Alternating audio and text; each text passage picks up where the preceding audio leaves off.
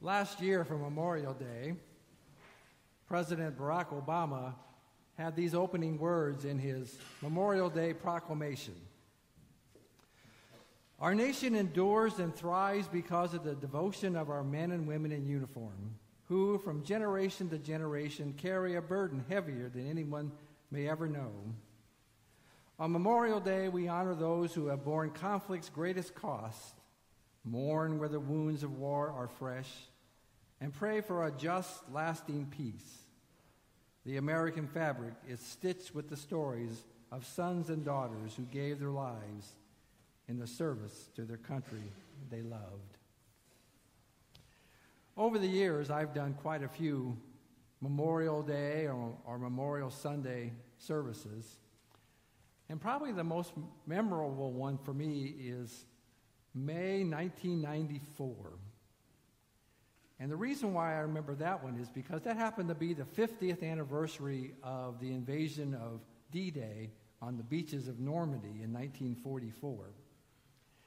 And so in preparation for that service that year in April, I gathered all the men and women of our congregation who were World War II veterans to have a session with me. And there was one woman in the group because one woman of our congregation was away during that conflict. And I enjoyed talking with the folks about their experiences. I remember one man said he was a sailor that was on a tanker that went between Hawaii and a battle group in the Pacific, and he remembered watching kamikaze planes strike ships in his group. Another man was, at that time, was a very slender, wiry, 70-something man with cotton white hair, and he liked the act, and he was the comedy relief often in a lot of the community theater plays. And I found out that he drove tank with George Patton in the European theater during the war. So I asked the men and women what their most profound memories of their experience was, and they said they remembered the face of their buddies, the feeling of togetherness, and to survive was a blessing. They remembered those who had died both during the war and since, and they sometimes wondered what their buddies had died for. Then they remembered the living. Many can probably identify and say the same thing. I did a little research. Oops, I shouldn't do that. I did a little research, and I discovered that in our American history, between all the wars and Indian skirmishes and military interventions overseas, that there have been 75 occasions in our history of our military being involved in some kind of military action. That turns out to be averages out to once every 3.2 years of our history since the American Revolution. And then I got thinking about it, that in my lifetime, there have been 5 major military occasions covering 28 years, which, I think I'm striking something here, which is 45% of my life. Our nation has been at war. And I see that we have some young people here today, and those that are 15 years and younger know of no time when our nation wasn't at war. So I like to think of the fact that we're basically a peaceful people, but sometimes our history doesn't say that. And so as we gather during this Memorial Day, we think about why we're here and what causes conflict and our parts in it and the cost that it has on the human condition. One of the books that I still carry around with me is one I got early in my ministry when I got an autographed copy of a U.S. senator from the state of Iowa named Harold Hughes. And his book was entitled The Man from Ida Grove, because that was his hometown. And he writes in his autobiography about getting drafted and being sent to North Africa and serving there and then going to Italy And he talks about the horrors of war, and then talks about being severely wounded while he was in Italy and sent back to the United States. And while he was in recovery, he started drinking heavily. And the next 10 years of his life was basically involved with alcoholism. And it wasn't until he rediscovered Christianity and gave his life to Christ and decided to join Alcoholics Anonymous that he turned his life around and went in a different direction. And my hunch is that we can think of quite a few who have similar stories. One of the marvels of our times right now is that modern medicine and other techniques have allowed so many of our soldiers to survive. But now we deal with head traumas, artificial limbs, post-traumatic syndrome, those kind of things. And so we know the toll that war causes on those who serve. But we also know what it causes for us as an economy, too. We know that year after year of perpetual conflict has its effect on our own culture, on our own economy. As an interim minister, I've had a chance to serve in many communities over the last 10 years. And it occurs to me that every town that I go in now, our roads keep getting worse and worse because we don't have the money to fix them. And what about poverty? And more of our children are in worse shape. And so we try to figure out how to balance our self-defense with our involvement in the world. I know for myself, I'm not a pacifist. I believe in self-defense and a strong military and all those things. But I always wonder, where is the balance? And are there other things that we can do to still be a vital presence in the world without having to use our military? So I'd like to propose to you today that Psalm 8 is a good place to start, to have that discussion about what are our priorities and what we're supposed to do in the world. Psalm 8 is that beautiful psalm that talks about the majesty of God and the majesty of human beings. What words did you think of, and what images did you have when you heard that psalm today? I asked a group of our members of our church what they thought, and they thought of words like, wow, majesty of nature, on the mountain, picture from the space station, flowering trees, awesomeness, awed, a loving presence. And what strikes me about that psalm is the middle verses 5 and 6, that says, yet you have made them a little lower than God and crowned them with glory and honor. You have given them dominion over the works of your hands. You have put all things under their feet. Honor, glory, dominion. What I find interesting about those words is that the same words that we say about God, about honor, glory, and dominion, are the same words that are reflected back on us.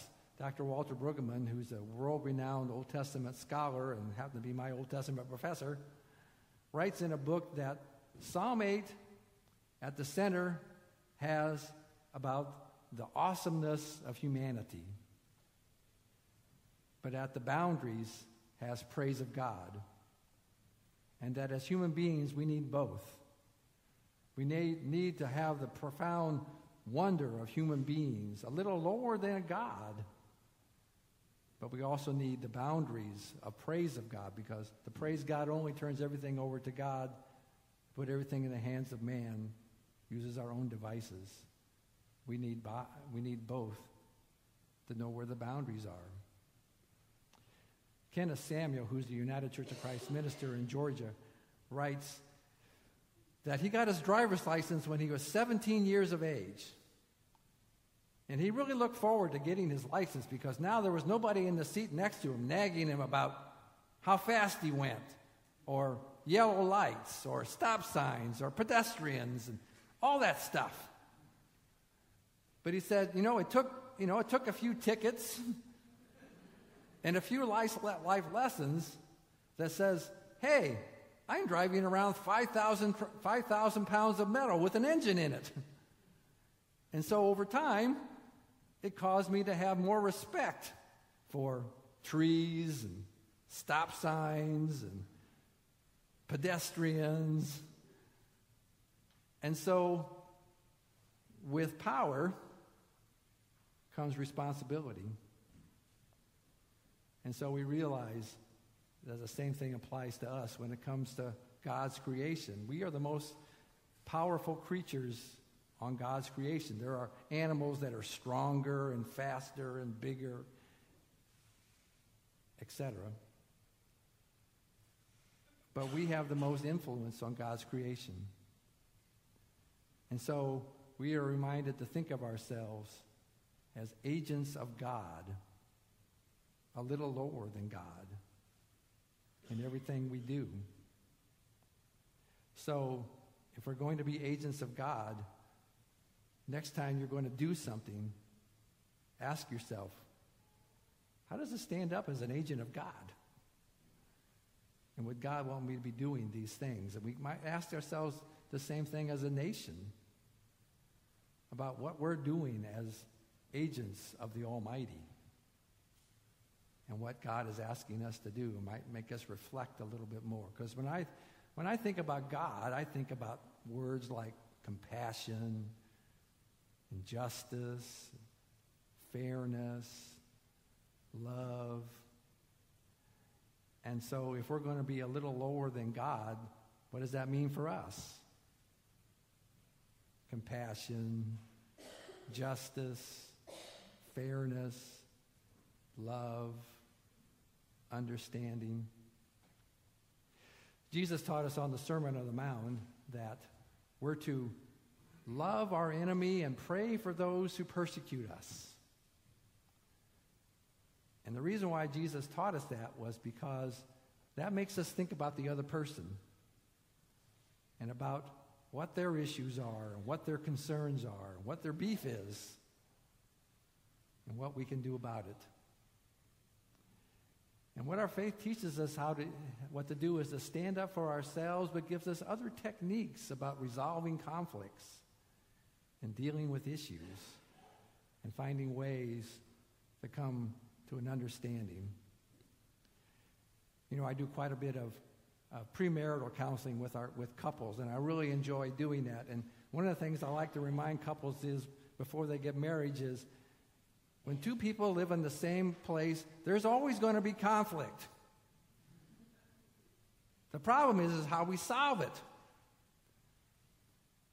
One way to solve it is to talk it out and come to an understanding. The other way is to start throwing pans at each other. And that part doesn't work, because conflict causes conflict,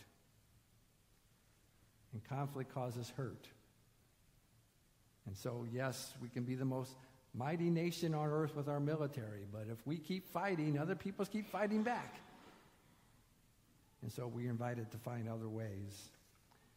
The reason why I wanted to read that proclamation by President Obama from last year's Memorial Day proclamation was that in the midst of that, he also wrote, in honor of all of our fallen service members, the Congress, by joint resolution approved on May 11, 1950, as amended, has requested the President issue a proclamation calling on the people of the United States to observe each Memorial Day as a day of prayer for permanent peace, and designating a period on that day when the people of the United States might unite in prayer. The Congress, by Public Law 106-579, has also designated 3 o'clock local time on that day as a time for all Americans to observe, in their own way, a national moment of remembrance. And I never heard that before. I never heard it that we're asked every year to set aside time to pray for a permanent peace. And so maybe that's something we can do tomorrow, is take time to pray for permanent peace and think about what we can do in our part to make it permanent. Because, as I said, violence begets violence.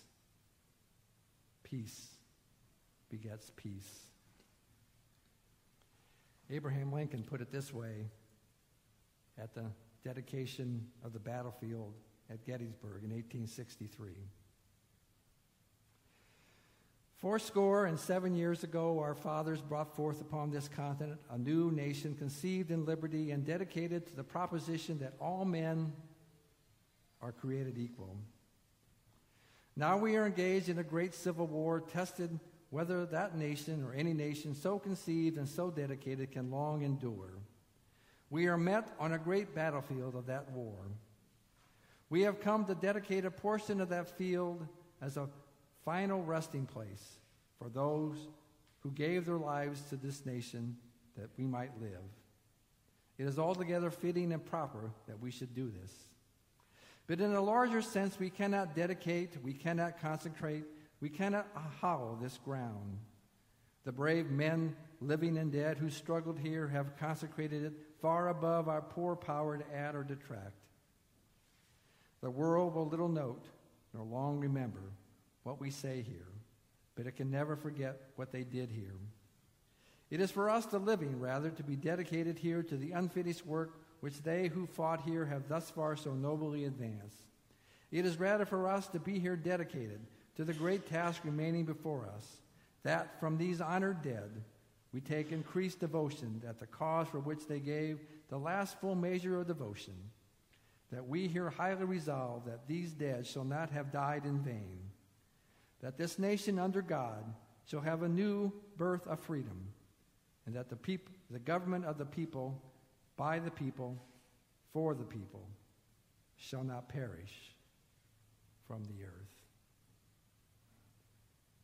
Honor, glory, dominion